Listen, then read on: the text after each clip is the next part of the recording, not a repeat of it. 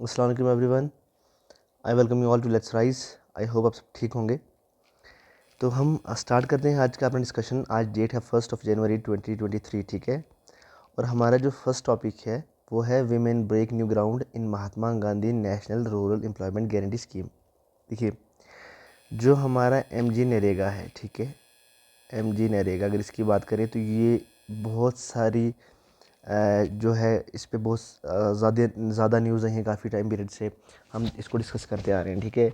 Different reason से MG NREGA news में रहा है, लेकिन आज जो रीज़न है वो थोड़ा डिफरेंट है, तो वो हम यहाँ पे डिस्कस करेंगे, ठीक है।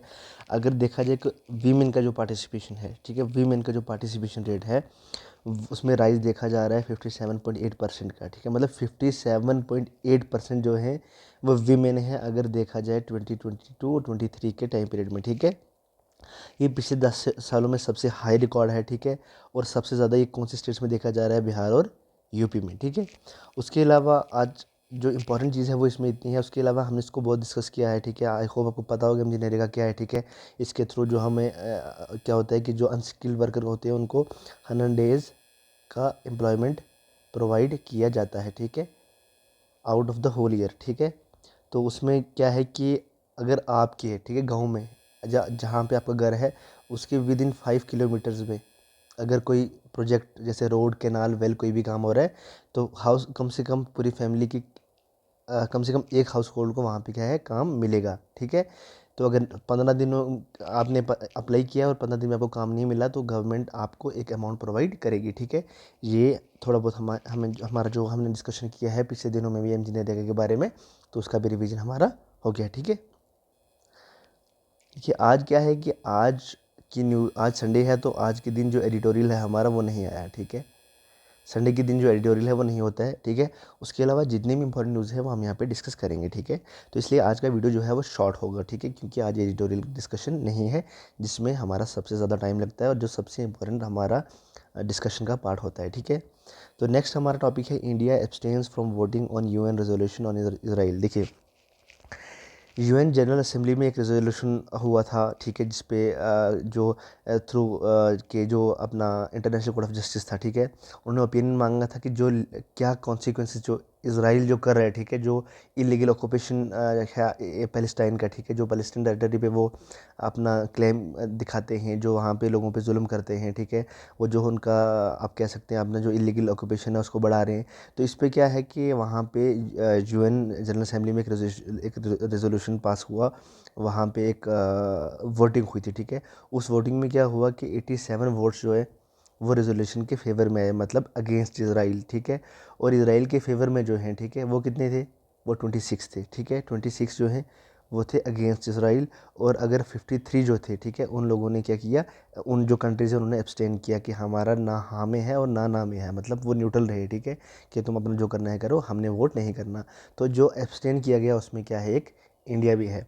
अगर इंडिया का रिलेशन देखा जाए तो इसराइल के साथ हमें पता है कि एशिया में जो इसराइल के थर्ड लार्जेस्ट ट्रेडिंग पार्टनर है वो कौन है? इंडिया है।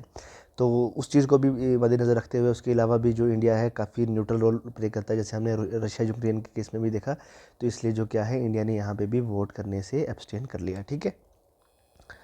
तो नेक्स्ट जो है वो है India Saudi Arabia discuss treaty on mutual assistance for criminal investigation. देखिए, जो MLAT है, ठीक है, म्यूचुअल लीगल असिस्टेंस ट्रीटी, ये क्या होती है? सऊदी अरबिया के साथ हमारी जो ये म्यूचुअल लीगल असिस्टेंस ट्रीटी है ये नहीं थी, तो अब इंडिया ने क्या किया है, उनके साथ इंडिया जो है ये ट्रीटी साइन करने जा रहा है। क्या होता है MLAT? देखिए, MLAT जो है ये एक एग्रीमेंट होता है दो कंट्रीज़ के बीच में। फॉर एग्जांपल, एक कंट्री ए है, जैसे देखो, एक कंट्री ए है, ठीक है, और कंट्री बी है। एक शख्स है जो जिसने यहाँ पे कोई क्राइम किया है कंट्री ए में, ठीक है, वो यहाँ पे क्या है, उसको क्रिमिनल मानेंगे, तो वो भाग जाएगा कहाँ पे? दूसरी कंट्री में। अब दूसरी कंट्री के साथ अगर हमारा ट्रीटी नहीं है, ठीक है, हमारा अंडरस्टैंडिंग नहीं है, तो हम जाके उस कंट्री में इन्वेस्टिगेशन नहीं कर सकते, उस क्रिमिनल को नहीं पकड़ सकते, उसको सज़ा नहीं दिला सकते। तो जब म्यूचुअल लीगल असिस्टेंस ट्रीटी हो जाती है दो कंट्रीज़ के बीच में, तो वहाँ पे एक जो ट्रीटी साइन होती है उसमें क्या है कि आप एक दूसरी कंट्री की हेल्प से इन्वेस्टिगेशन जो हैं against the criminal the criminals, ठीक है, जिस पे जितने भी क्रिमिनल लॉज हैं या जितनी भी इन्वेस्टिगेशंस हैं आपके कर सकते हैं, अगर आपकी कंट्री के रिलेटेड कोई केस चल रहा है दूसरी कंट्री में, या कोई क्रिमिनल एक कंट्री से दूसरी कंट्री में भाग गया है। तो अब सऊदी अरेबिया जो है इसके साथ हमारा MLAT नहीं था, तो अब जो है इंडिया साइन करने जा रही है कि ये ट्रीटी किसके साथ? सऊदी अरेबिया के साथ। तो सऊदी अरेबिया भी लेटेस्ट कंट्री है जिसके साथ इंडिया क्या है, जो ये म्यूचुअल लीगल असिस्टेंस ट्रीटी है, ये साइन करने जा रहा है। ठीक है, आज के लिए इतना ही।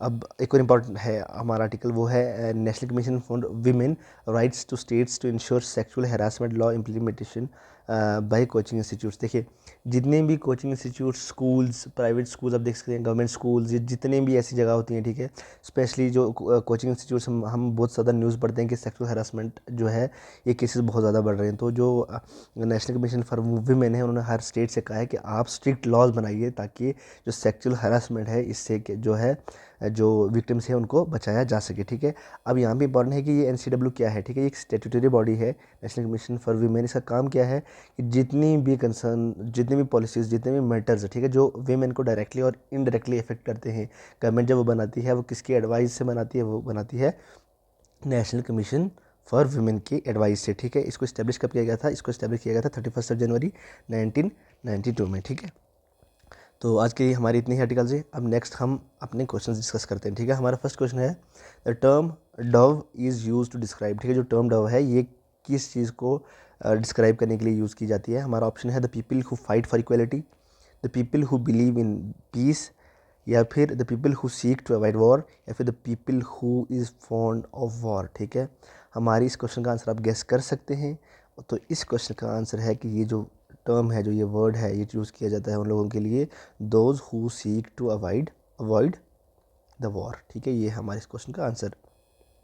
उसके बाद नेक्स्ट है, which among the following countries has first implemented the idea of universal adult franchise for to its citizen. आपको पता ही होगा कि यूनिवर्सल एडल्ट फ्रेंचाइज क्या है। तो कौन सी ऐसी फर्स्ट कंट्री है जिसने क्या है कि यूनिवर्सल एडल्ट फ्रेंचाइज जो है इम्प्लीमेंट किया था अपने सिटीजन्स के लिए? हमारा ऑप्शन है न्यूजीलैंड, ब्रिटेन, US या जापान। ठीक है, तो इस क्वेश्चन का आंसर आप गेस कर सकते हैं।